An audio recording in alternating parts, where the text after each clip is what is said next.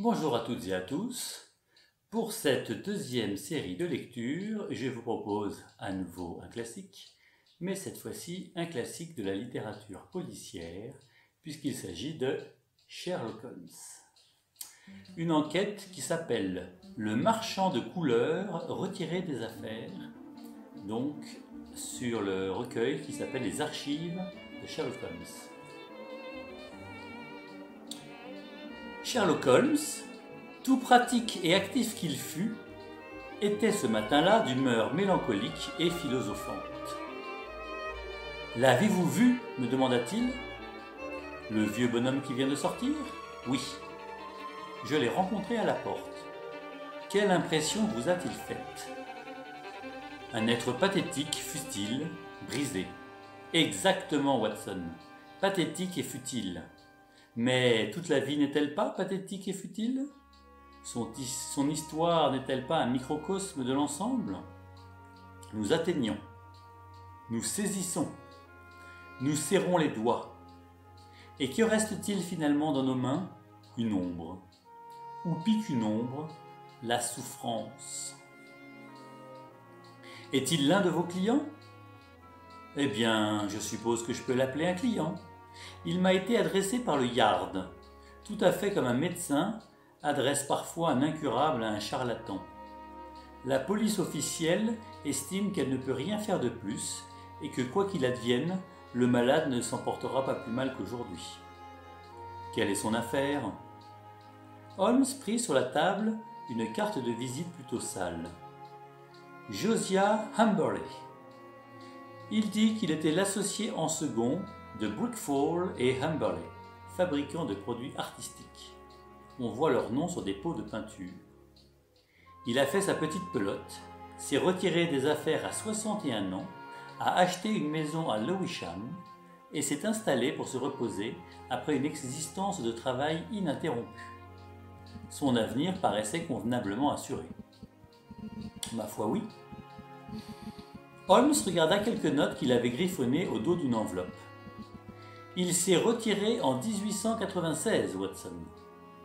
Au début de 1897, il a épousé une femme qui avait 20 ans de moins que lui. Une assez jolie femme si la photographie ne la flatte pas. Il avait donc de quoi vivre, plus une femme, plus des loisirs, une route droite s'allongeait devant lui. Et cependant, il n'a pas fallu plus de 2 ans pour qu'il devienne, comme vous avez pu vous en rendre compte, le plus misérable et le plus anéanti des êtres qui rampent sous le soleil. Que s'est-il passé?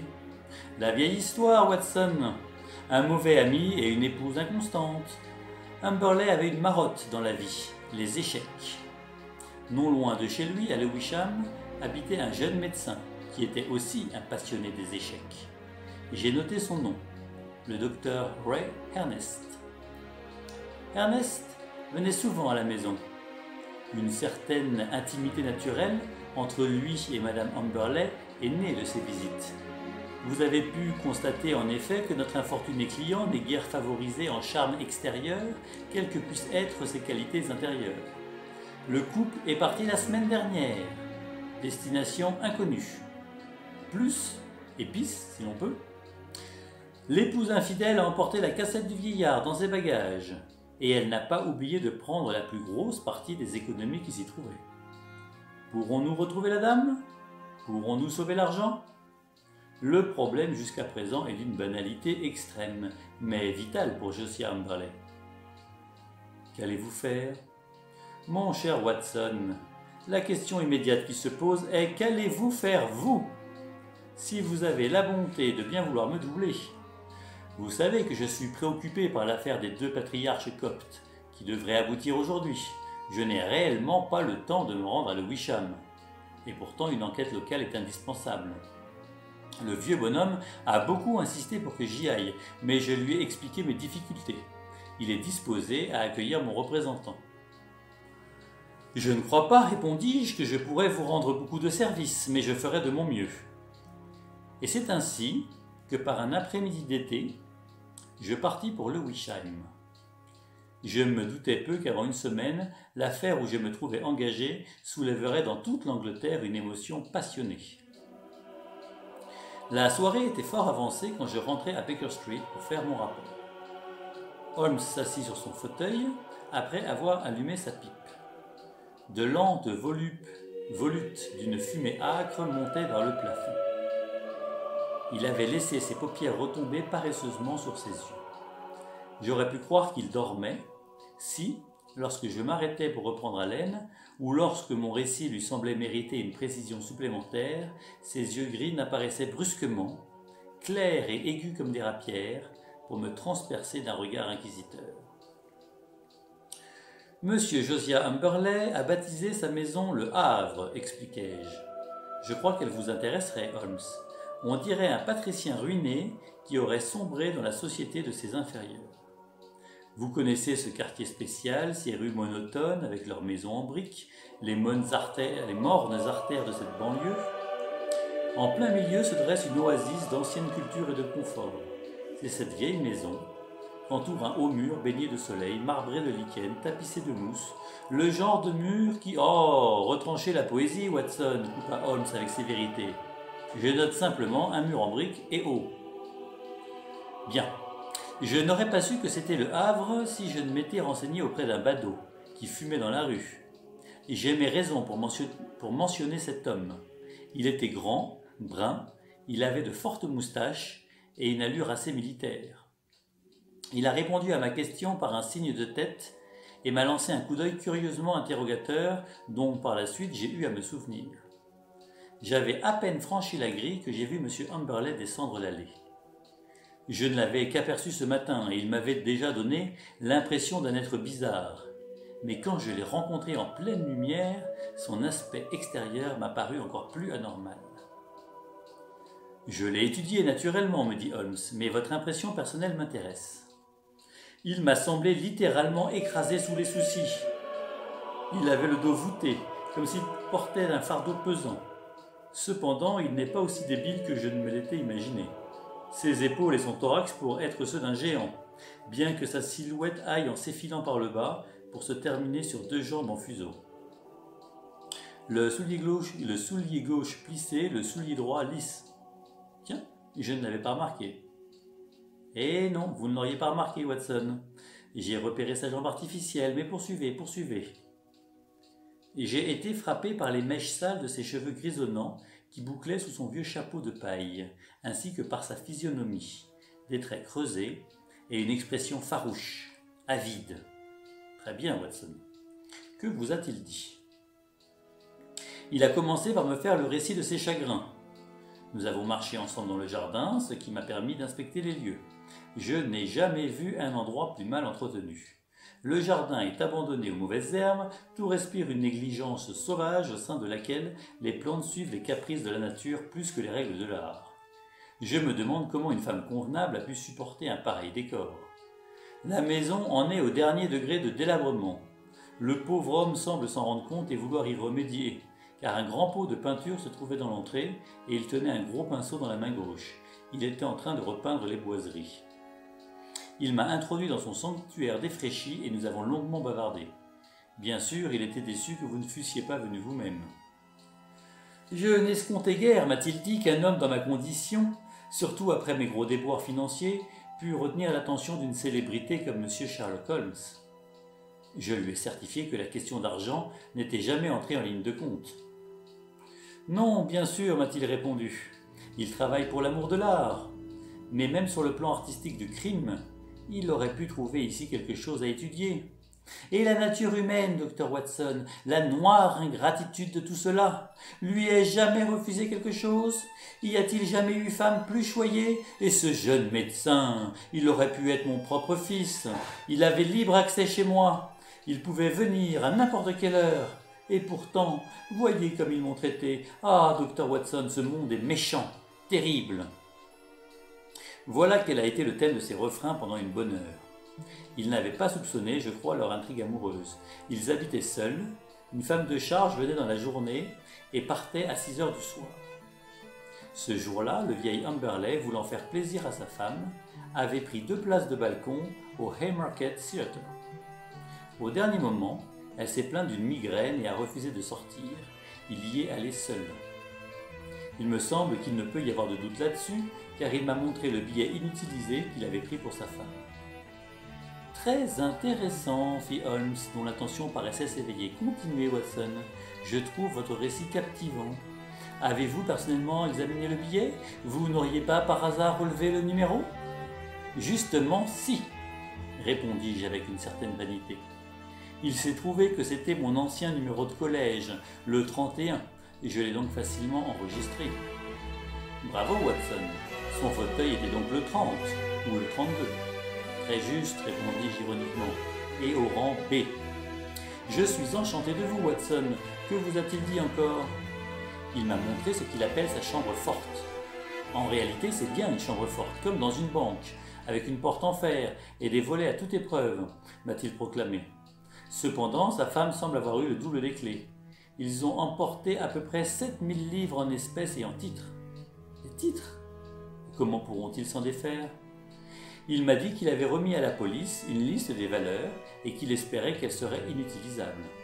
Il était rentré du théâtre vers minuit, il avait trouvé les lieux pillés, la porte et la fenêtre ouvertes et les fugitifs envolés sans le moindre message.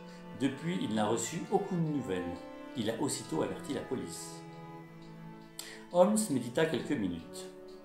Vous m'avez dit qu'il était en train de peindre. Que peignait-il? Il repeignait le couloir. Mais il avait déjà repeint la porte et les boiseries de cette chambre dont je vous ai parlé. Cette occupation ne vous a-t-elle pas semblé bizarre, étant donné les circonstances?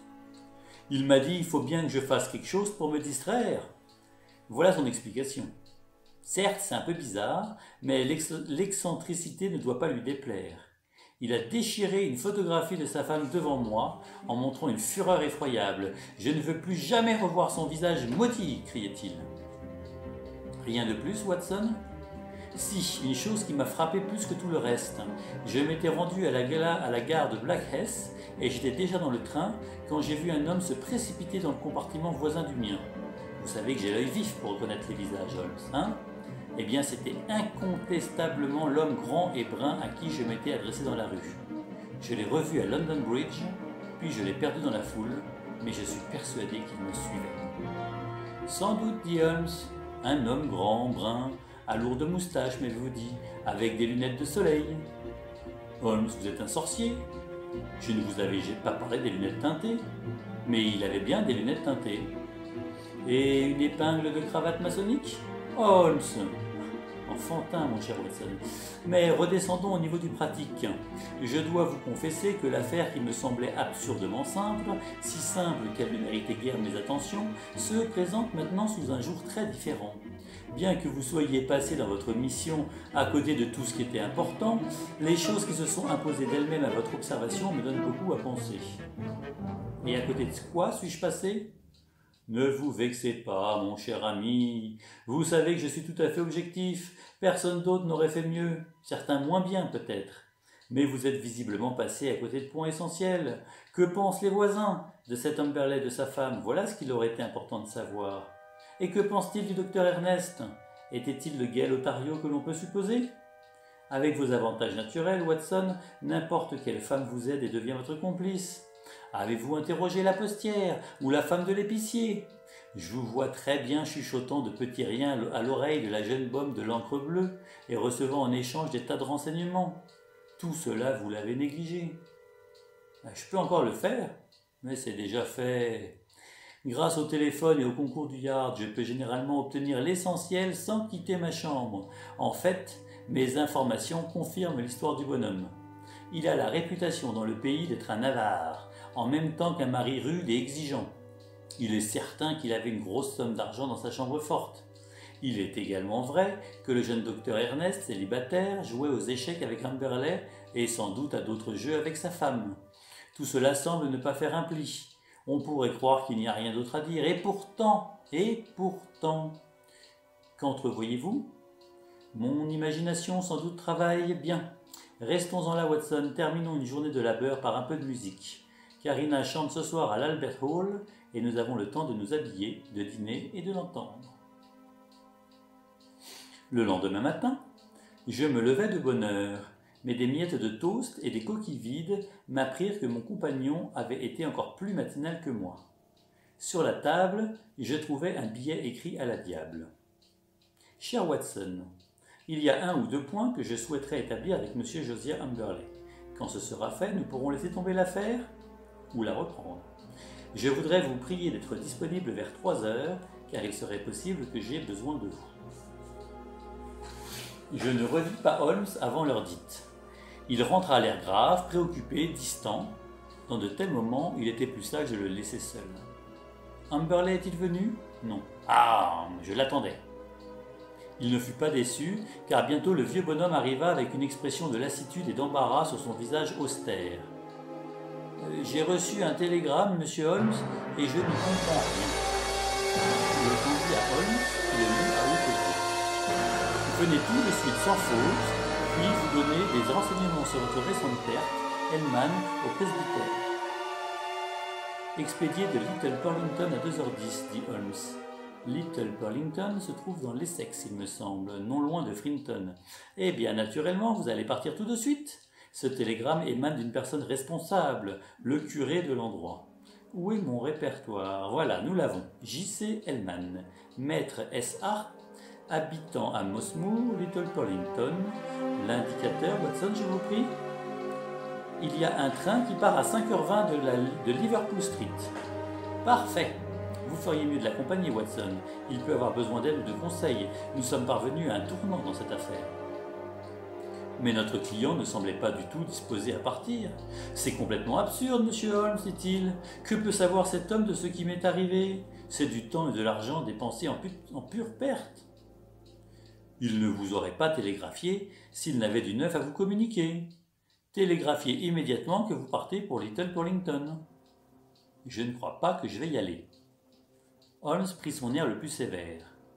Vous produiriez sur la police et sur moi-même la pire impression, monsieur Humberley, si, lorsqu'une piste aussi évidente se révèle, vous refusiez de la suivre. Nous devrions alors penser que vous ne tenez pas beaucoup à approfondir cette enquête. Notre client parut horrifié. « Oh, j'irai, évidemment, si vous le prenez ainsi, dit-il.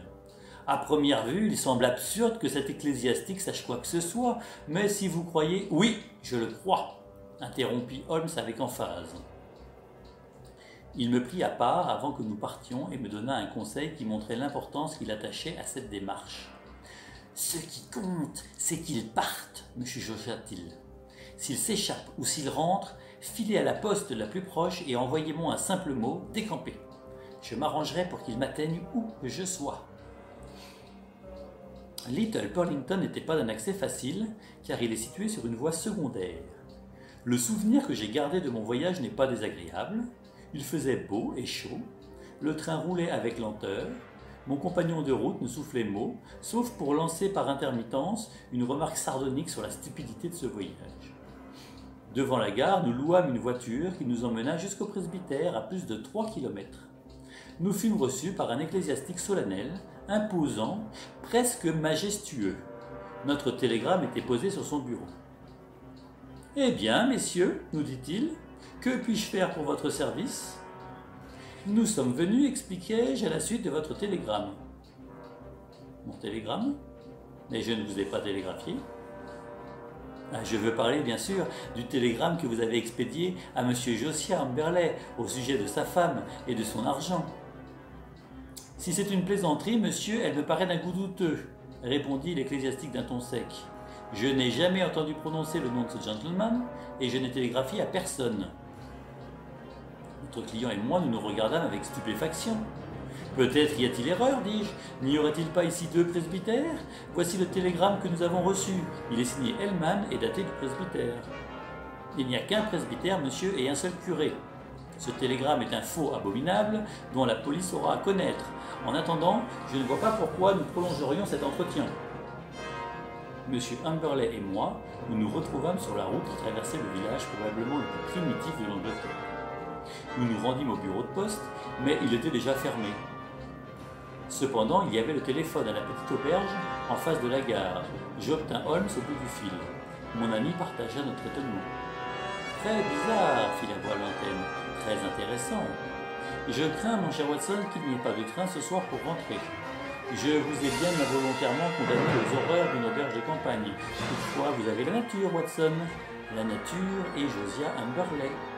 Vous pourrez être en pleine communion avec les deux. Et j'entendis son petit rire quand il raccrocha. Je ne tardais pas à m'apercevoir que la réputation d'avarice de mon compagnon n'était pas usurpée. Il avait grommelé sur la dépense occasionnée par le voyage, il avait voulu voyager en 3e classe, le lendemain matin il contesta le détail de la note d'hôtel, et quand nous arrivâmes enfin à Londres, il était difficile de dire lequel de nous deux était de plus mauvaise humeur. « Vous feriez mieux de passer par Baker Street, lui dis-je. Monsieur Holmes peut avoir de nouvelles instructions à vous donner. »« Si elles valent les dernières, je vois pas en quoi elles pourraient me servir, » répondit Humberley en ricanant. Néanmoins, il m'accompagna. J'avais déjà averti Holmes par télégramme de l'heure de notre arrivée, mais nous trouvâmes un message nous informant qu'il nous attendait à Lewisham. À cette surprise en succéda une autre. Nous découvrîmes qu'il n'était pas seul dans le petit salon de notre client. Un homme au visage grave, impassible, était assis à côté de lui. Il avait des lunettes teintées et une épingle de cravate maçonnique. « Je vous présente mon ami, M. Parker, » annonça Holmes. Il s'est intéressé également à votre affaire, M. Humberley, bien que nous ayons travaillé séparément. Mais nous avons tous deux la même question à vous poser. M. Humberley s'assit pesamment. Il sentait l'imminence d'un danger. Je le devinais à ses yeux tirés et à sa physionomie agitée. « Quelle est cette question, M. Holmes ?»« Simplement celle-ci. Qu'avez-vous fait des cadavres ?» L'homme bondit en poussant un cri. Ses mains osseuses battirent l'air. Il avait la bouche ouverte. Pendant un moment, il ressembla à un très vilain rapace. En un éclair, nous eûmes la vision du véritable Josiah Humberley, démon dont l'âme était aussi tordue que le corps. Quand il retomba sur son siège, il porta une main à sa bouche comme pour étouffer un accès de cri. Holmes bondit comme un tigre, l'empoigna par la gorge et lui coupa le cou jusqu'à ce que son visage touchât presque le plancher. Une pilule blanche s'échappa des lèvres du monstre. Pas de raccourci, Josiah Humberley. Les choses doivent suivre leur cours normal et régulier. Alors, Parker, un fiacre attend à la porte. Nous sommes qu'à quelques centaines de mètres du commissariat. Je vais vous accompagner. Vous pouvez rester ici, Watson. Je serai de retour dans une demi-heure. Le vieux marchand de couleurs avait la force d'un lion dans la moitié supérieure de son corps, mais entre les mains de deux sportifs expérimentés, il était réduit à l'impuissance. Il eut beau se débattre, il fut traîné jusqu'au fiacre, et je pris ma faction solitaire dans cette maison sinistre. Holmes revint peu après en compagnie d'un jeune et élégant inspecteur de police. « J'ai laissé Barker veiller aux formalités, me dit Holmes. Vous ne connaissiez pas encore Barker, Watson. C'est mon grand concurrent sur la côte du Surrey. Quand vous m'avez parlé d'un homme brun et de haute taille, je n'ai pas eu de mal à compléter le portrait. Il a plusieurs bonnes affaires à son actif, n'est-ce pas, inspecteur ? Il est en effet intervenu à plusieurs reprises, répondit l'inspecteur avec quelques réserves. Oui, ses méthodes ne sont pas toujours régulières, les miennes non plus, mais les irréguliers sont parfois utiles, vous savez. Vous, par exemple, avec votre avertissement réglementaire que tout ce qu'il dirait pourrait être utilisé contre lui, vous n'auriez jamais arraché à ce bandit le début d'une confession. Peut-être que non, mais nous y serions arrivés tout de même, monsieur Holmes. Ne croyez pas que nous n'avions pas notre opinion sur l'affaire et que nous n'aurions pas arrêté ce bonhomme. Vous nous excuserez si nous ne sommes guère contents lorsque vous intervenez avec des méthodes que nous ne pouvons pas employer et que vous nous privez du crédit que nous aurions tiré d'un succès plus tardif. Je ne vous retirerai aucun crédit, McKinnon. Je vous affirme qu'à partir de maintenant, je m'efface. Quant à Barker, il n'a fait que ce que je lui ai dit de faire. L'inspecteur sembla considérablement soulagé. « C'est très chic de votre part, monsieur Holmes. La louange ou le blâme vous importe peu, sans doute, mais pour nous c'est très différent quand la presse commence à poser des questions. »« D'accord. Mais comme de toute manière la presse pose des questions, il vaut mieux avoir les réponses. Que direz-vous par exemple si un reporter intelligent vous demande les points précis qui ont éveillé vos soupçons et qui vous ont finalement convaincu de la réalité des faits ?» L'inspecteur fut embarrassé. « Nous ne semblons pas tenir encore la réalité des faits, monsieur Holmes. Vous dites que le prisonnier, en présence de 3 témoins, a pratiquement avoué en essayant de se suicider, qu'il avait assassiné sa femme et l'amant de celle-ci. Quel autre fait possédez-vous? Avez-vous prévu une perquisition? 3 agents sont en route. Alors vous aurez bientôt le fait le plus évident de tous. Les cadavres ne peuvent être bien loin.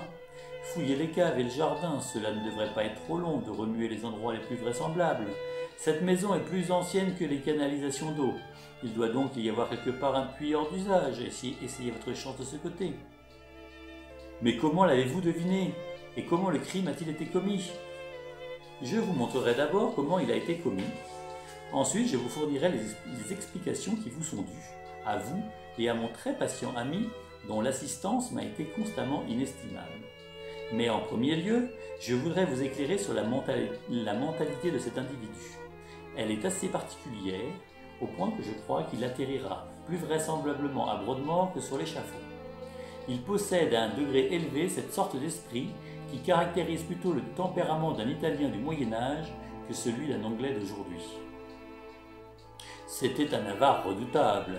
Il s'est tellement rendu odieux par ses mesquineries qu'il a fait de sa femme une proie toute prête pour le premier aventurier venu. Ce personnage s'est présenté sous la personne du médecin joueur d'échecs. Humberley excellait aux échecs, ce qui dénotait, Watson, une intelligence capable de concevoir des plans. Comme tous les avares, il était jaloux. Sa jalousie est devenue une obsession, poussée à la frénésie. À tort ou à raison, il a soupçonné une intrigue amoureuse, il a décidé de se venger et il a manigancé tout son projet avec une habileté diabolique. Venez. Holmes nous mena dans le couloir d'un pas aussi assuré que s'il avait vécu dans la maison, et il s'arrêta devant la porte ouverte de la chambre forte. « Pouah, quelle affreuse odeur de peinture !» s'écria l'inspecteur. « Vous venez de tomber sur notre premier indice, dit Holmes. Vous pouvez remercier le docteur Watson qui avait remarqué l'odeur, sans toutefois en déduire la raison. Voilà ce qui m'a mis le pied sur la piste. Pourquoi cet homme, à un moment pareil, remplissait-il sa maison d'odeurs fortes? Évidemment, afin de masquer une autre odeur qu'il voulait dissimuler, une odeur coupable qui aurait éveillé des soupçons. Puis je pensais à cette chambre que vous voyez, avec sa porte en fer et ses volets à toute épreuve, une chambre hermétiquement close. Relier ces deux faits, où mène-t-il? Je ne pouvais en décider qu'en examinant moi-même la maison. J'étais déjà certain que l'affaire était grave, car j'avais pris mes renseignements au Haymarket Theatre, autre information donnée par Dr. Watson à qui rien n'échappe, et j'avais reçu l'assurance que ni le 30 ni le 32 du rambé du balcon n'avaient été occupés ce soir-là. Humberley n'était donc pas allé au théâtre. Son alibi tombait à l'eau. Il a commis une grosse erreur en permettant à mon astucieux ami de relever le numéro du fauteuil qu'il avait loué pour sa femme. La question qui se posait maintenant était de savoir comment je pourrais examiner les lieux. J'ai envoyé un agent dans un village impossible et j'ai fait convoquer mon bonhomme à une heure telle qu'il ne pouvait pas rentrer le jour même. Pour prévenir tout accident, le docteur Watson l'a accompagné. J'avais pris le nom du curé, bien sûr, dans le répertoire des ecclésiastiques. Est-ce clair? C'est formidable, répondit l'inspecteur. Ne redoutant aucune interruption, je me suis mis en demeure de cambrioler la maison. Le cambriolage m'a toujours tenté, mais je ne m'y suis livré qu'en de rares occasions. Dommage, j'aurais pu me faire un nom chez les gangsters.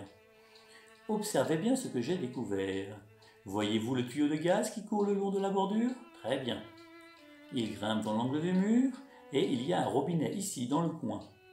Le tuyau se prolonge dans la chambre forte, comme vous pouvez le constater, et aboutit à cette rose de plâtre au centre du plafond, où il est dissimulé par l'ornementation. Cette extrémité du tuyau n'est pas bouchée.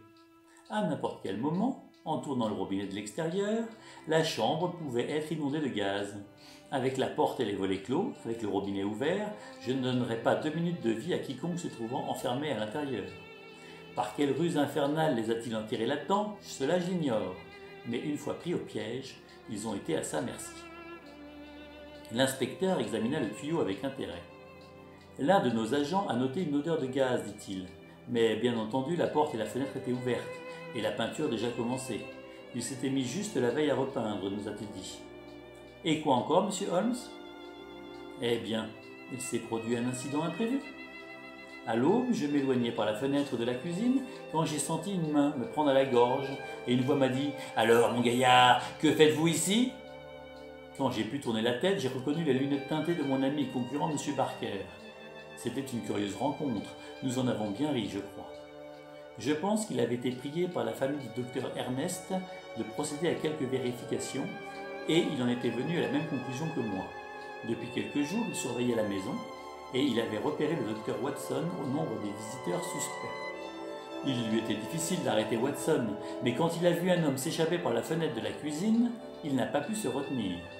Je lui ai donc fait part de mes découvertes, et nous avons poursuivi l'affaire ensemble. Pourquoi lui, et pourquoi pas nous? Parce que j'avais l'intention de procéder à la petite expérience qui s'est révélée si concluante. J'avais peur que vous ne m'eussiez refusé d'aller aussi loin. L'inspecteur sourit. Eh bien, nous ne vous l'aurions peut-être pas refusé. Je crois que j'ai votre parole, monsieur Holmes, que vous vous dégagez personnellement de l'affaire à présent et que vous nous communiquerez tous vos résultats. Certainement, c'est mon habitude. Eh bien, au nom de la police officielle, je vous remercie. Telle que vous nous l'avez présentée l'affaire, elle semble claire, mais il y a encore les cadavres à trouver. Je vais vous montrer un petit lambeau de preuve, dit Holmes. Je suis sûr que Berlet lui-même ne l'a pas vu. Vous n'obtiendrez de résultat, inspecteur, que si vous vous mettez toujours à la place de l'autre et si vous réfléchissez à ce que vous auriez fait dans son cas. Cette méthode requiert de l'imagination, mais elle est payante. Voyons. Supposez que vous soyez enfermé dans cette petite pièce, que vous n'ayez que 2 minutes à vivre, mais que vous teniez à faire match nul avec le démon en train de se moquer de vous de l'autre côté de la porte. Que feriez-vous? J'écrirais un message, et voilà. Vous auriez aimé que le public sût comment vous étiez mort, mais vous n'auriez pas écrit sur du papier, un papier se voit trop. Par contre, un œil exercé pourrait apercevoir ce que vous écririez sur le mur. Oh, regardez, juste au-dessus du rebord est écrit au crayon rouge, « Nous a... » Et voilà tout. Que pensez-vous de cette inscription? Elle n'est qu'à 30 cm au-dessus du plancher. Le pauvre diable était déjà étendu et agonisant quand il l'a écrite. Il a perdu connaissance avant d'avoir achevé sa phrase. Il voulait écrire sans doute « Nous avons été assassinés ». Je la traduis aussi de cette façon.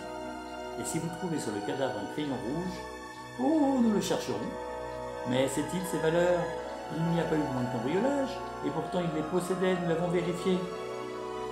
Vous pouvez être certain qu'il les a cachés en lieu sûr. Quand toute l'affaire aura sombré dans l'oubli, il les aura subitement retrouvés, il aurait annoncé que le couple coupable s'était repenti, il avait envoyé le bulletin, enfin quelque chose de ce genre. Vous avez réponse à tout, fit l'inspecteur.